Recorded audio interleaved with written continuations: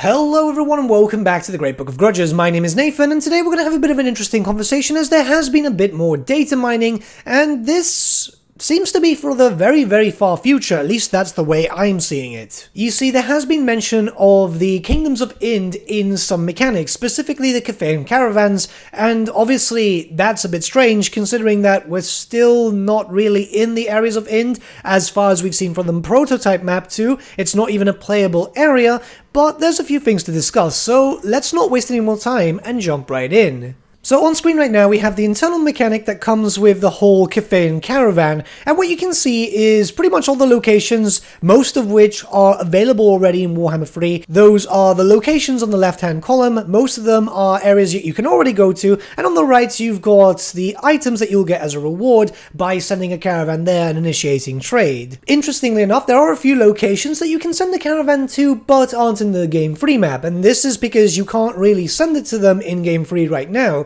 Ind, Talia, and Estalia. Now, the general thought with most people when this came to light is that this might be in a similar way to how Shogun 2 had some trade, where you could trade with Korea despite the fact that it wasn't there. However, I think that this is just the mapping for that of Immortal Empires. So eventually, when we do get the Immortal Empires map, we'll be able to initiate trade with Talia, Estalia, and pretty much any other locations. These are probably just stuff from testing phases, as they've probably been trying to work that out. We know that they have been working on prototypes, so it's not out of the question that this is just stuff that they've been testing out to see how that mechanic would transfer into the world map, just to make sure everything works as intended. This has to be done for testing purposes. But what about the Kingdoms of Ind? Why are they mentioned here? Well, if we look at the alleged prototype map, what we can see here is that there are no locations for Ind or even Koresh as playable areas. This is very similar to that of, say, for example, the Darklands and the Mortal Empires, or even originally Athaloran for Warhammer 1. It could be that they were testing out in advance should the possibility that the Kingdoms of Ind become playable in any shape, way, or form. This is either by an Ind race pack or introducing minor factions in that area. It could be that they were just simply testing out to see if that mechanic would work. Yes, they would have already been testing when it came to the Immortal Empires map. It's so much certain at this point because all the data mining has proved it through all the maps that we've seen and so on. But I'm imagining that they were just worried that by adding new provinces it might break something, and yeah, it could be possible because, well, you know, this is Creative Assembly. They normally fix one thing and break 4 other things. This doesn't really confirm the Kingdoms of Ind as a playable race. This just basically says that they were testing it in the possibility of it, which I think is kind of smart because you do need to test these things just to make sure everything works. Now, it's very simple enough that they could add Ind, but no race packs. This could be Dark Elves, this could be High Elves, both of them are known to be around that area. High Elves more specifically with colonies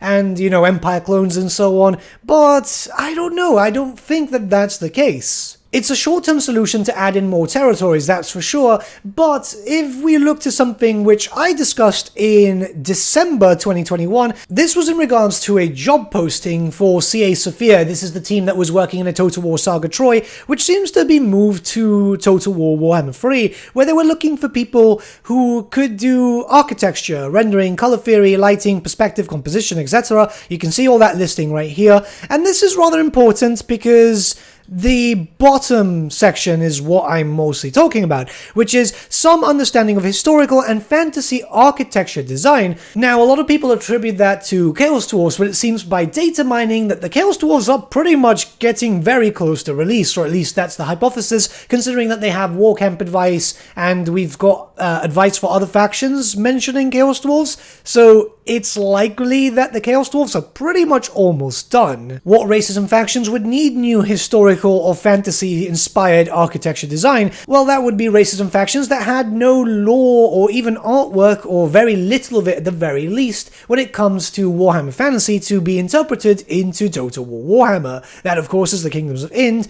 Koresh, Nippon, Araby, the Dogs of War, and a few others. So we already know that Ind and Koresh are in the world map, this is always a possibility that we can see them, and they're hiring for the possibility of that. Again, I'm not confirming anything because we don't know. This is pure speculation after all, but we know that people are being hired more for Total War Warhammer. This is very obvious with this job listing, and who knows if this has been filled or not. I'll actually check right now, and it does seem that that listing has been fulfilled, a lot more relating to the sci-fi FPS, but we're not talking about that today. But I do think that this is linked to the possibility of Ind and Koresh in the future. Again, very stressful to point out that this is speculation. However, I have a really good feeling about this, and I've been right about a few things like this before. But that's not to say that we should expect the Kingdoms of Ind anytime soon, mainly for a few reasons. First up, if we do get the Kingdoms of Ind, it won't be anytime soon, it will be further down the line. This was something that should have been apparent to a lot of people,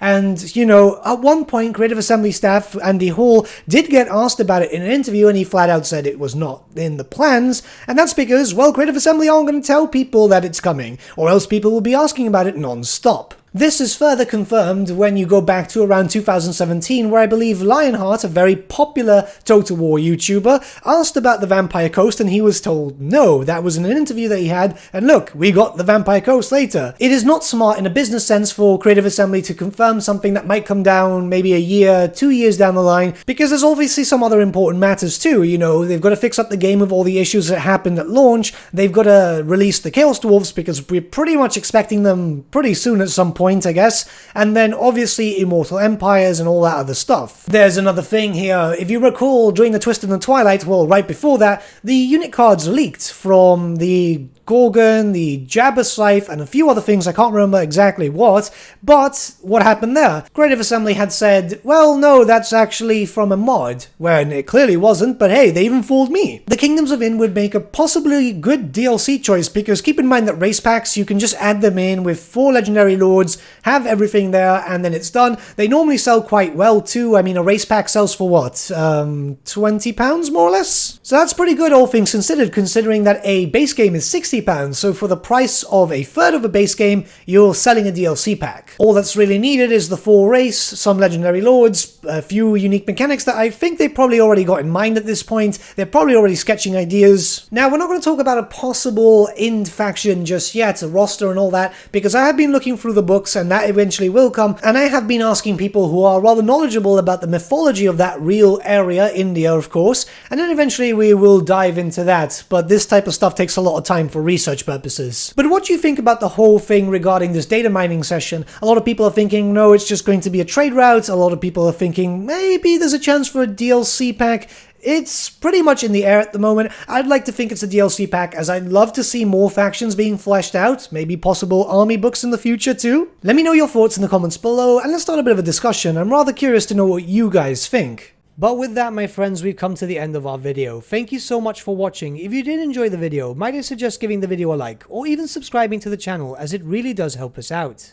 In the description section below are various links to different social media platforms such as Facebook, Instagram, and Discord. Also in the description section is an affiliate link with Element Games where you could buy loads of hobby-based products, not just Warhammer, for 10 to 25% off. Making a purchase using that link and also our special code, which is also in the description, supports the channel at no extra cost to you, which we think is rather cool. A big thank you to our patrons. Your support means the world to us. It's amazing that people want to help a small channel like us grow and get to a higher level of content. A big thank you to Gibraltar LUSC, Ryan Birch, Andrew Prince, and Okro for subscribing to us at our Fane level. You guys are super cool. And a big thank you to Edward Yule, VS Vasan, Aaron Whitman, and Shaggy for subscribing to us at our King level. Honestly, we can't thank you all enough. And lastly, a big thank you to all of you for liking, sharing, and commenting on these videos. Honestly, it's because of you guys that the channel's been growing at such a great pace lately, so we can't thank you all enough. But with that, my friends, thank you so much for watching once again, and we shall see you all again very, very soon.